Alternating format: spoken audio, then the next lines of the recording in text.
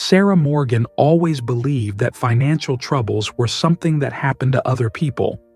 With a successful career as a marketing director at a respected firm in Hartford, a beautiful colonial home in the suburbs, and a husband who worked as an investment advisor, money should have been the least of her concerns. Yet every month, Sarah found herself staring at their bank statements in confusion, wondering where all their money was going. "I don't understand," she murmured to herself one evening, scrolling through their online banking portal while her husband James was at a client dinner. The numbers simply didn't add up.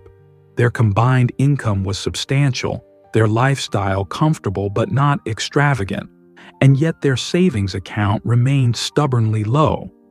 Every time they seemed to be getting ahead, something would drain their funds back down. Sarah tucked a strand of auburn hair behind her ear and squinted at the screen. She had always trusted James with their finances. After all, that was his profession. But lately, she'd noticed several unexplained withdrawals, always in odd amounts between $500 and $2,000. When questioned, James had a ready explanation: investment opportunities, maintenance for their rental property across town, or helping his younger brother through a rough patch. The front door opened and Sarah quickly closed her laptop. James walked in, loosening his tie, the faint scent of expensive scotch clinging to his tailored suit. "Hey, you're still up," he said, dropping his keys on the hallway table with a metallic clang that seemed to echo in the quiet house. "Just catching up on some work emails," Sarah lied, watching him carefully. After 8 years of marriage, she could read the subtle signs of his discomfort, the way he avoided her eyes, how his smile seemed fixed in place. "How was your meeting?" "Productive. We closed the Richardson account," James replied, heading straight for the bar cart in their living room. "Want one?" Sarah shook her head. "I have an early start tomorrow." As James poured himself a generous measure of bourbon, Sarah's phone buzzed with a text message from her mother, Eleanor. "Darling, remember I'm coming by tomorrow to drop off those boxes from the attic. Love you." Sarah sighed. Her widowed mother had been clearing out their family home, preparing to downsize to a condo. Eleanor had been staying with them on and off for the past year, claiming the process was too emotional to handle alone. James and Eleanor had always gotten along unusually well. Sometimes Sarah felt like the third wheel in her own home. The next morning, Sarah left for work early, deliberately avoiding both James and her mother's scheduled visit. As she sat through meetings, her mind kept drifting back to the financial discrepancies. During her lunch break, rather than eating with colleagues, she drove to their local bank branch. "I'd like to see all transactions on our joint accounts for the past 2 years, she told the customer service representative, sliding over her ID. "And could you also provide any information on any other accounts my husband might have opened?" The young woman's fingers tapped across the keyboard. "It looks like there are several accounts here, the joint checking and savings you're familiar with, but there's also—" She paused, frowning slightly. "There's a separate account in both your husband's name and Eleanor Morgan. Is that a relative?" Sarah felt as though the floor had dropped away beneath her. Eleanor Morgan, her mother. "Yes," she managed to say, her mouth suddenly dry. "That's my mother. I wasn't aware they had an account together." "It was opened about 3 years ago," the representative continued, unaware of Sarah's distress. "There appear to be regular transfers from your joint account into this one, usually followed by cash withdrawals within a day or two." Sarah's hands trembled as she accepted the printed statements. 3 years. Her husband and her mother had been systematically draining her accounts for 3 years. But why? And how much had they taken? As she flipped through the pages, the magnitude of the betrayal began to take form in cold, hard numbers. Nearly $240,000 transferred in small, consistent amounts that wouldn't immediately raise alarms. Money that represented years of her hard work vanished into an account she never knew existed. Sarah sat in her car in the bank parking lot, the statement spread across her lap, feeling as though she was seeing her life through a cracked lens. Everything looked the same, but nothing was as it seemed. She took a deep breath and started the engine. It was time to find out what else her husband and mother had been hiding. Sarah's tires squealed as she pulled into her driveway, her mind racing faster than her car. The house she had once considered a sanctuary now loomed before her like a stranger's dwelling. Her mother's silver Lexus sat in the driveway beside James's BMW, both luxury vehicles that suddenly seemed like evidence rather than possessions. She sat in her car for several minutes, gathering her courage and planning her approach. Confrontation had never been her strong suit. Sarah had always been the peacemaker in both her marriage and her family, but the weight of the bank statements in her purse felt like stones, pulling her toward an unavoidable collision with the truth. Walking through her front door, Sarah heard laughter coming from the kitchen. She paused in the hallway, listening to the comfortable banter between her husband and mother. They sounded so at ease, so complicit. "We should move another 5,000 next week," James was saying, his voice casual as if discussing the weather. "The property in Charleston is almost ready to close." "Won't Sarah notice?" Eleanor asked, a hint of concern in her voice. "She never checks the investment accounts. As far as she knows, we're just diversifying our portfolio." James's confident tone made Sarah's blood run cold. "Besides, once everything's settled, we'll finally be able to—" Sarah stepped into the kitchen, and the conversation abruptly ceased. James and Eleanor turned toward her with identical expressions of surprise. "Sarah, honey, you're home early." James recovered first, rising from his seat at the island counter. His smile seemed genuine, but Sarah now recognized the calculation behind his eyes.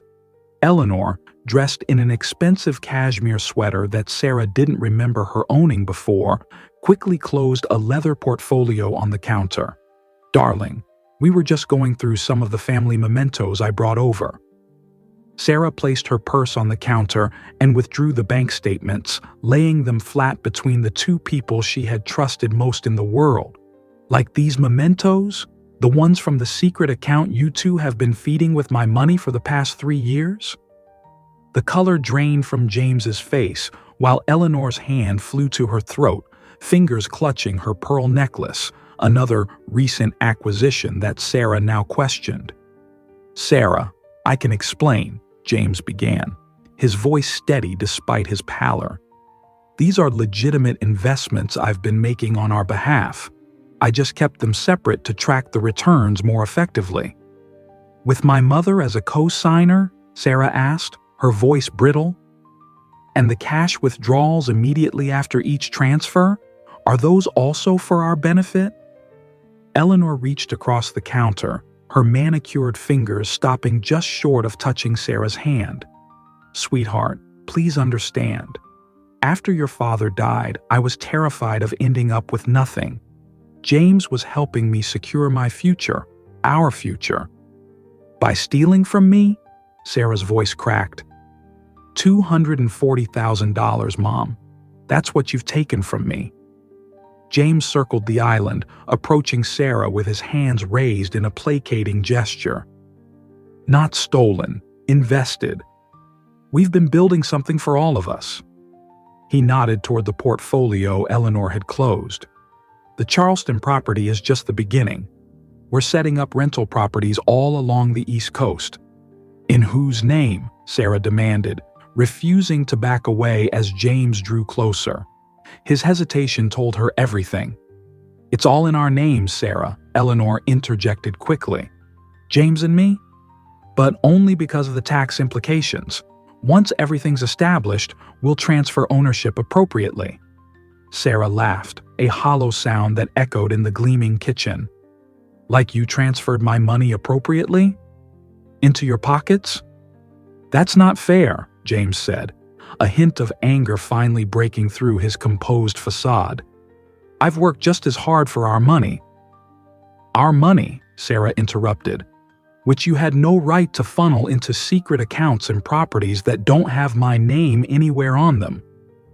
Eleanor stood now, walking around to stand beside James, creating a united front against her daughter. The symbolic alignment wasn't lost on Sarah. We were protecting you, Eleanor insisted. If these investments had gone south, you wouldn't have been liable. And if they succeed, I'm just supposed to trust you'll share the profits? After years of lying to my face? Sarah shook her head, backing away from them both. How long has this been going on, really? The account is 3 years old, but this partnership between you two, when did that start? James and Eleanor exchanged a look that confirmed Sarah's growing suspicion. Their collusion predated the account, perhaps even predated her marriage. Did you marry me for my income potential, James? Was that part of your plan with my mother? James's expression hardened. Now you're being paranoid. I married you because I love you. Love doesn't steal, Sarah replied simply. She turned to leave the kitchen, needing space to think, but James grabbed her arm. Where are you going? We need to discuss this rationally. Sarah jerked her arm free. I'm going to call a lawyer, and then the police. Eleanor gasped. You would report your own mother? Your own husband? You stopped being my mother the moment you decided to betray me, Sarah said, her voice steady despite the storm raging inside her. And as for you, James, I don't even know who you are anymore. As she walked toward the stairs, James called after her, his voice taking on a dangerous edge she'd never heard before. You have no proof of theft, Sarah. Every transfer was authorized from our joint account. I have power of attorney.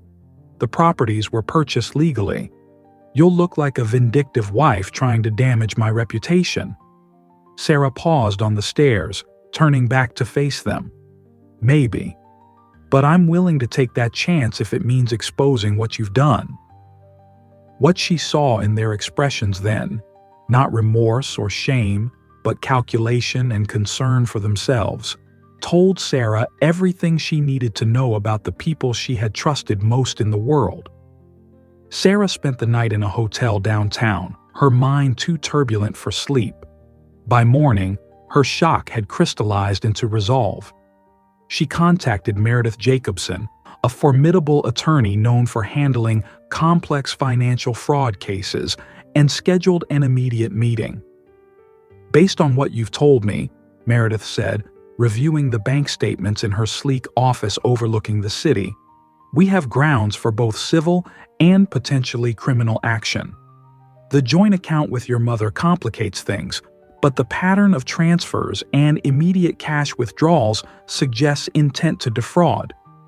What about the properties? Sarah asked, remembering James's confident assertion that she had no legal recourse. That's where it gets interesting, Meredith replied, turning her computer screen to show Sarah a property deed. I had my assistant run a quick search. This Charleston property isn't in your husband's and mother's names as they claimed.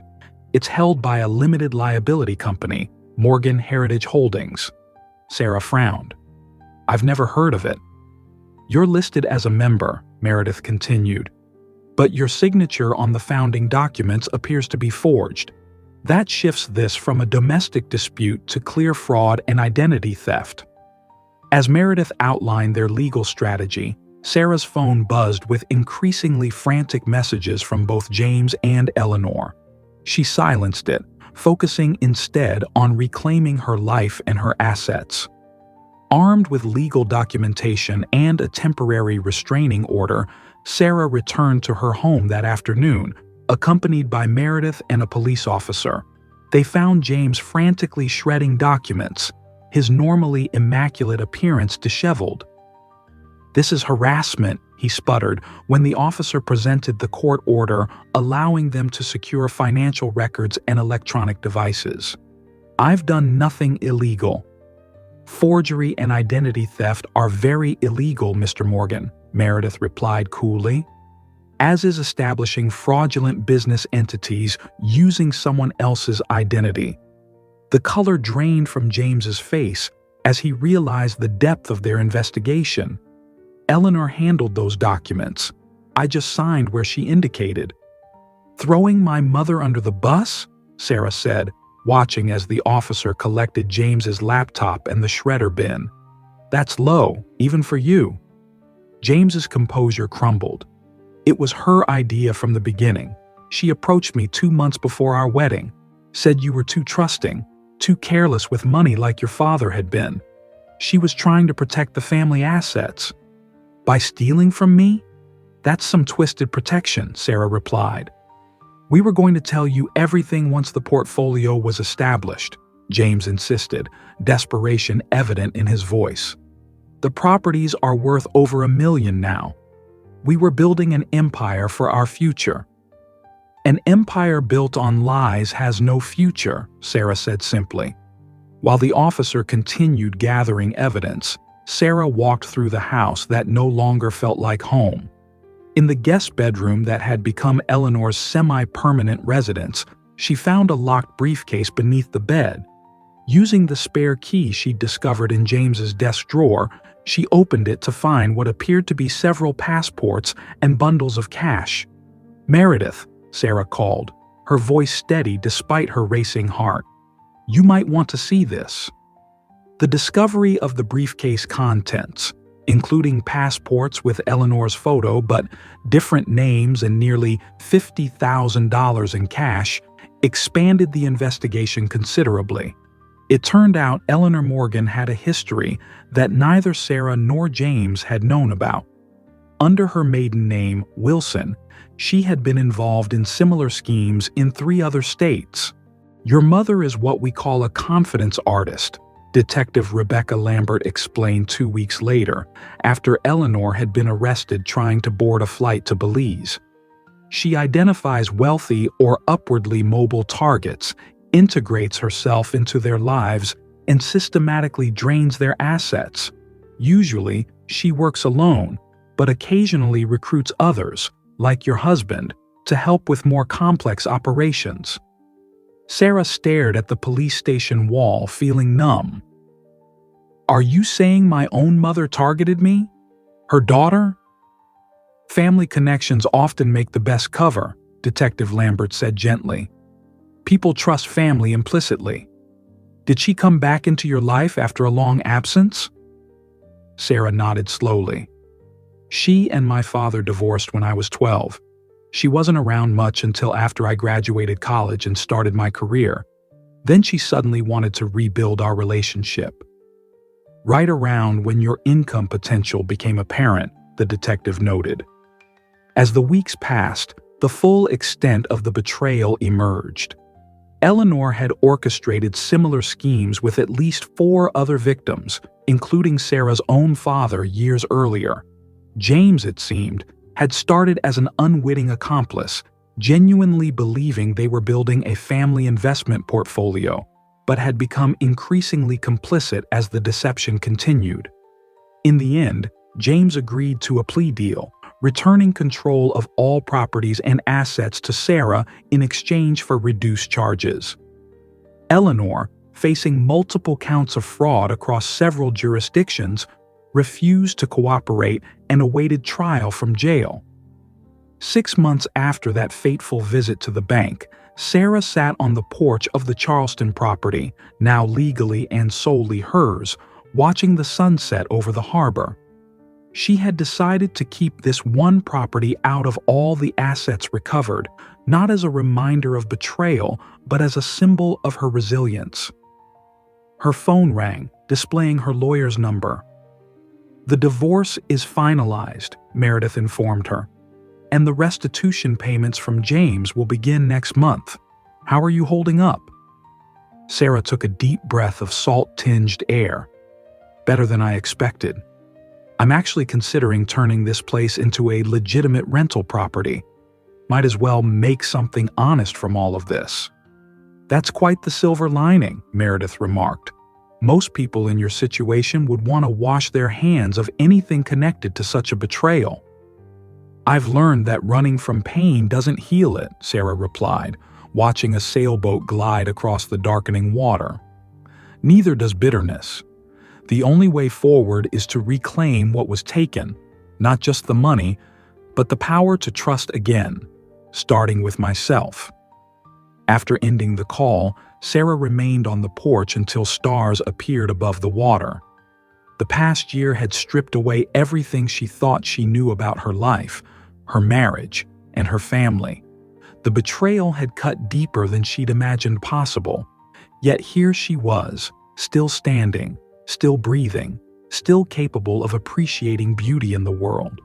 Her mother and husband had stolen more than money. They had taken her sense of security, her ability to trust easily, her beliefs about her own judgment. Those were losses no court could remedy, no restitution could repay. But in their place, Sarah had gained something unexpected, an unshakable understanding of her own strength and the wisdom to recognize that while she couldn't control others' actions, she could always control her response to them. Tomorrow, she would meet with a property manager to discuss the rental strategy. The day after, she had an interview with a marketing firm in Charleston. Step by step, decision by decision, she was rebuilding. Not the life that had been stolen from her, but something new, something that was entirely her own. As darkness settled over the water, Sarah finally went inside, closing the door on the past and walking confidently into whatever the future might hold. Thank you for watching until the end.